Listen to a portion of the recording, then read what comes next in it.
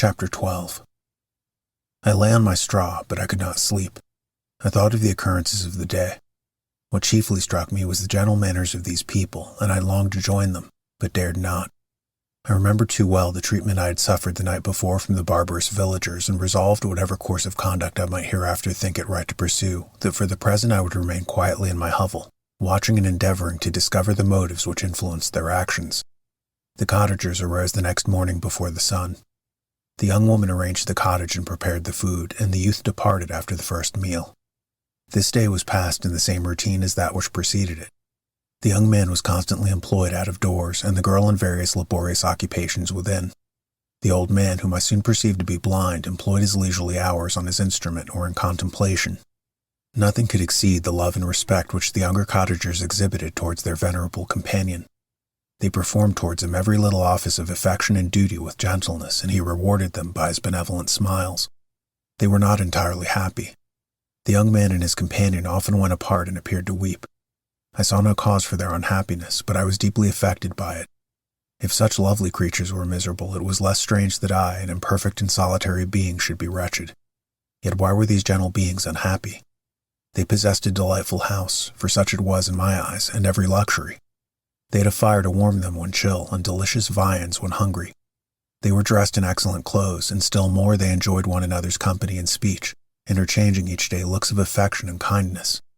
What did their tears imply? Did they really express pain? I was at first unable to solve these questions, but perpetual attention and time explained to me many appearances which were at first enigmatic. A considerable period elapsed before I discovered one of the causes of the uneasiness of this amiable family.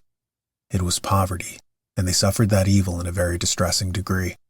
Their nourishment consisted entirely of the vegetables of their garden and the milk of one cow, which gave very little during the winter when its masters could scarcely procure food to support it. They often, I believe, suffered the pangs of hunger very poignantly, especially the two younger cottagers, for several times they placed food before the old man when they reserved none for themselves. This trait of kindness moved me sensibly. I had been accustomed during the night to steal a part of their store for my own consumption. But when I found that in doing this I inflicted pain on the cottagers, I abstained and satisfied myself with berries, nuts, and roots which I gathered from a neighboring wood. I discovered also another means through which I was enabled to assist their labors. I found that the youth spent a great part of each day in collecting wood for the family fire, and during the night I often took his tools, the use of which I quickly discovered, and brought home firing sufficient for the consumption of several days. I remember the first time I did this, the young woman, when she opened the door in the morning, appeared greatly astonished on seeing a great pile of wood on the outside. She uttered some words in a loud voice, and the youth joined her, who also expressed surprise. I observed with pleasure that he did not go to the forest that day, but spent it in repairing the cottage and cultivating the garden. By degrees I made a discovery of still greater moment.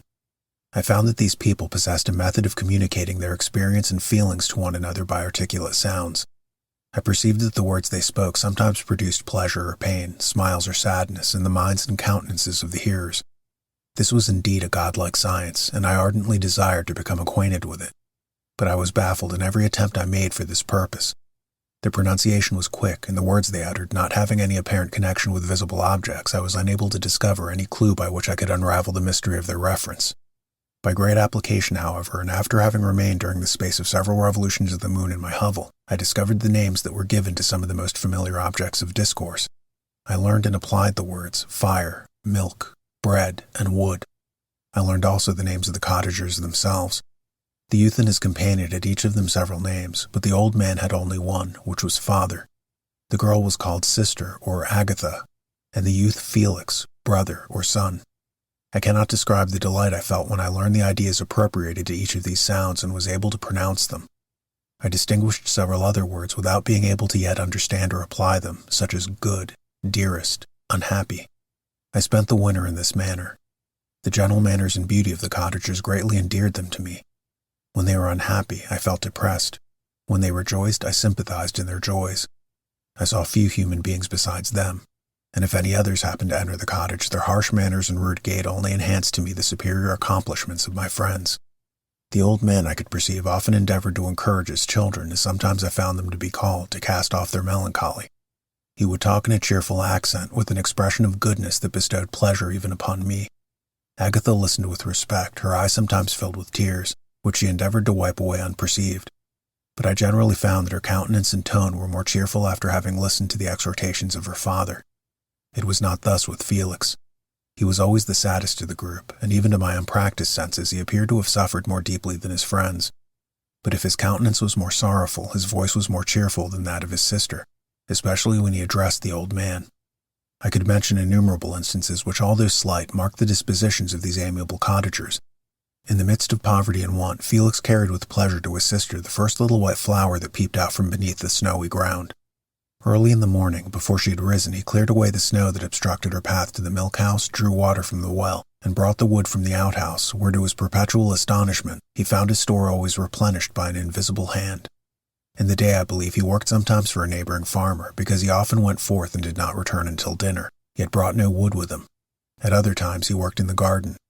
But as there was little to do in the frosty season, he read to the old man and Agatha. This reading had puzzled me extremely at first, but by degrees I discovered that he uttered many of the same sounds when he read as when he talked. I conjectured, therefore, that he found on the paper signs for speech which he understood, and I ardently longed to comprehend these also. But how was that possible when I did not even understand the sounds for which they stood as signs? I improved, however, insensibly in this science, but not sufficiently to follow up any kind of conversation, although I applied my whole mind to the endeavor. For I easily perceived that although I longed to discover myself to the cottagers, I ought not to make the attempt until I first became master of their language, which knowledge might enable me to make them overlook the deformity of my figure. For with this also the contrast perpetually presented to my eyes had made me acquainted. I had admired the perfect forms of the cottagers, their grace, beauty, and delicate complexions. But how was I terrified when I viewed myself in a transparent pool? At first I started back, unable to believe that it was indeed I who was reflected in the mirror. And when I became fully convinced that I was in reality the monster that I am, I was filled with the bitterest sensations of despondence and mortification. Alas, I did not yet know the fatal effects of this miserable deformity. As the sun became warmer and the light of day longer, the snow vanished, and I beheld the bare trees and the black earth. From this time Felix was more employed, and the heart-moving indications of impending famine disappeared. Their food, as I afterwards found, was coarse, but it was wholesome, and they procured a sufficiency of it. Several new kinds of plants sprang up in the garden which they dressed, and these signs of comfort increased daily as the season advanced. The old man, leaning on his son, walked each day at noon when it did not rain, as I found it was called when the heavens poured forth its waters. This frequently took place, but a high wind quickly dried the earth, and the season became far more pleasant than it had been. My mode of life in the hovel was uniform. During the morning I attended the motions of the cottagers, and when they were dispersed in various occupations I slept. The remainder of the day was spent in observing my friends. When they had retired to rest, if there was any moon or the night was starlight, I went into the wood and collected my own food and fuel for the cottage. When I returned, as often as it was necessary, I cleared their path from the snow and performed those offices which I had seen done by Felix. I afterwards found that these labors, performed by an invisible hand, greatly astonished them, and once or twice I heard them on these occasions utter the words "good spirit," "wonderful." But I did not understand the signification of these terms. My thoughts now became more active, and I longed to discover the motives and feelings of these lovely creatures. I was inquisitive to know why Felix appeared so miserable and Agatha so sad. I thought, foolish wretch, that it might be in my power to restore happiness to these deserving people. When I slept or was absent, the forms of the venerable blind father, the gentle Agatha, and the excellent Felix flitted before me. I looked upon them as superior beings who would be the arbiters of my future destiny. I formed in my imagination 1,000 pictures of presenting myself to them, and their reception of me. I imagined that they would be disgusted, until by my gentle demeanor and conciliating words I should first win their favor and afterwards their love. These thoughts exhilarated me and led me to apply with fresh ardor to the acquiring the art of language. My organs were indeed harsh but supple, and although my voice was very unlike the soft music of their tones, yet I pronounced such words as I understood with tolerable ease. It was as the ass and the lapdog. Yet surely the gentle ass, whose intentions were affectionate although his manners were rude, deserved better treatment than blows and execration. The pleasant showers and genial warmth of spring greatly altered the aspect of the earth. Men who before this change seemed to have hid in caves dispersed themselves and were employed in various arts of cultivation. The birds sang in more cheerful notes, and the leaves began to bud forth on the trees. Happy, happy earth, fit habitation for gods, which so short a time before was bleak, damp, and unwholesome. My spirits were elevated by the enchanting appearance of nature. The past was blotted from my memory, the present was tranquil, and the future gilded by bright rays of hope and anticipations of joy.